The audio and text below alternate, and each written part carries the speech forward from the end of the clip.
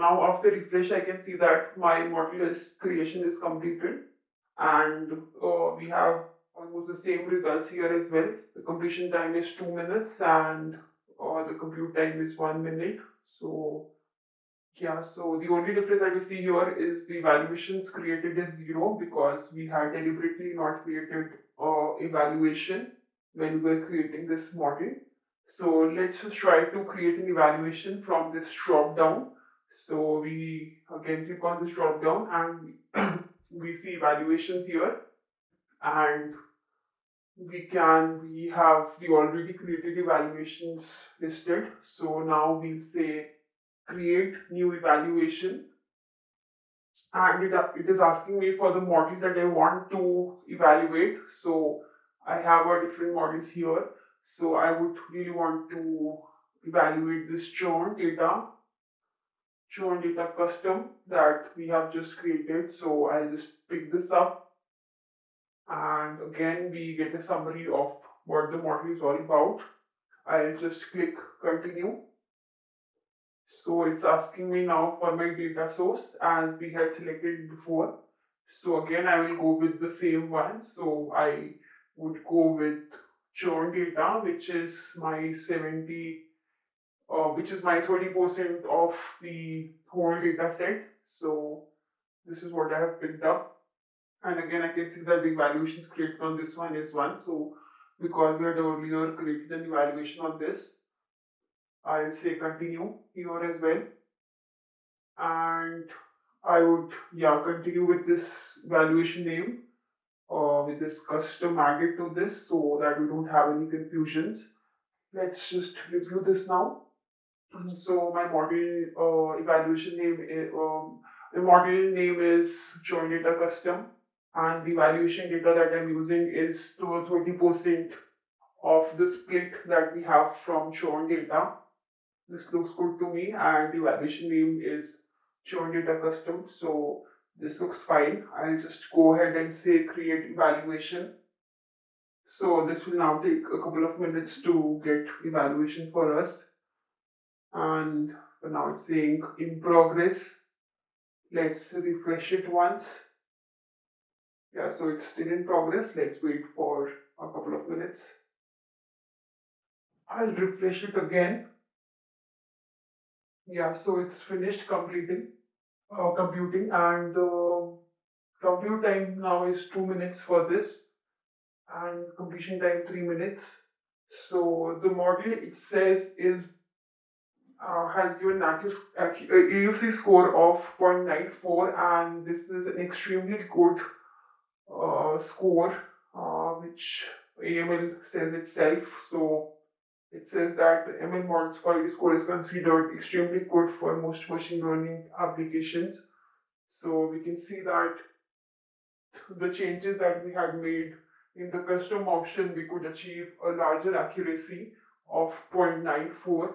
So if you have a little knowledge about what you want, and you have some idea about how machine learning works, you can always go and choose a custom option so that you don't have to compromise on the accuracy of your model by rather choosing the default option that we have. So this looks like that AML has worked really well on the custom option changes that we have made with passes to be 15. So probably it was able to learn a lot of patterns because we had increased the passes, and also because we had the regularization amount higher. So if there was any overfitting, so it would have taken care of that. And in case we had the columns which had less predictive power, so for those, L2 regularization would have taken a good care by assigning the coefficients for those columns to be zero. So we were able to achieve a high accuracy score. So with the same thing, now you can adjust score threshold and explore the performance. I'll just go back and look at how this looks. So since we know that we were able to achieve good accuracy, we see that 90% of uh, correct classes that were identified. So they were like 325, two positives and 2000 odd, two negatives. So we can again adjust the score threshold and see if we can make any difference to this and evaluate the performance. So for now, I'll just leave it till here because this looks to me like a good model created.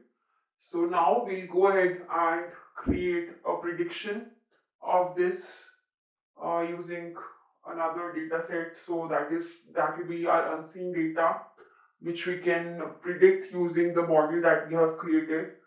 So let's move to that now. So to create prediction, I'll go back to this drop down again and create a batch prediction.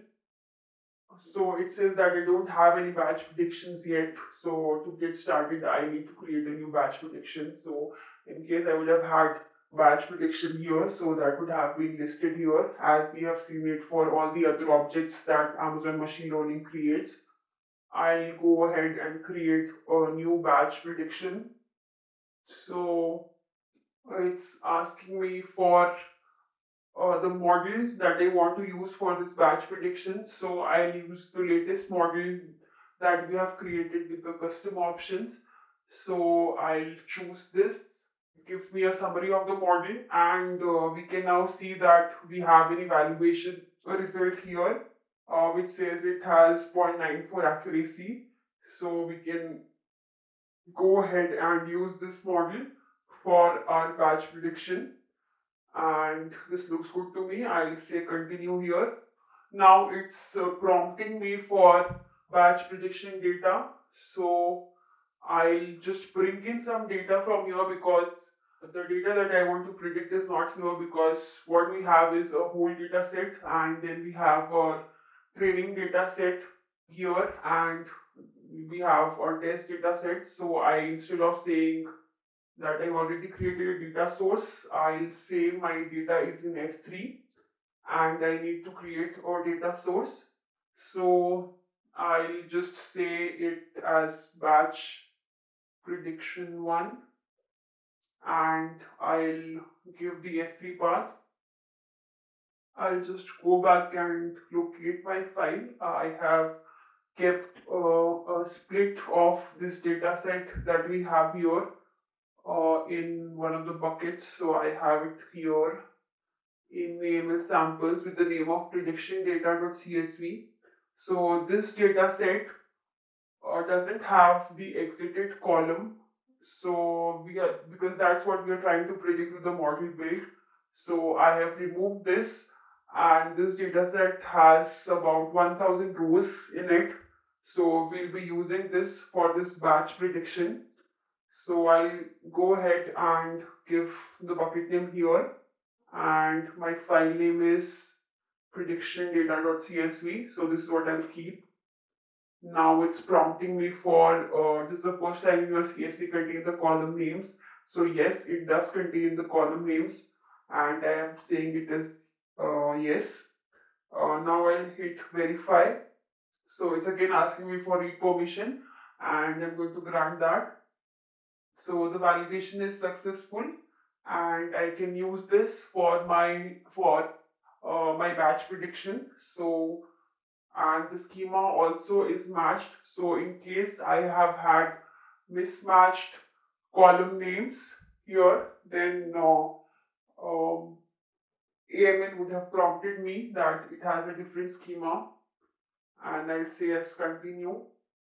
So now you can see that this is the place where I can see my batch prediction results. So Amazon is saying that it's unable to estimate the cost of generating the predictions I requested, giving that for batch predictions it is $0.1 per 1000 predictions. So round it up to the next 1000 predictions. So for this one prediction, even if you do one or you do 1000, it's going to be $1.1 charged. So it's really important in case you are doing a lot more predictions. It's important that you understand what Amazon pricing is, and we have already discussed about that. So now we know that we'll be charged zero point 0.1 for this particular prediction. So this is really important for real-time predictions because that's where you are going to be charged for keeping your model in memory. So you really need to know whenever you're creating a model that how and how much space my model is going to take and how much charge it's going to cost me.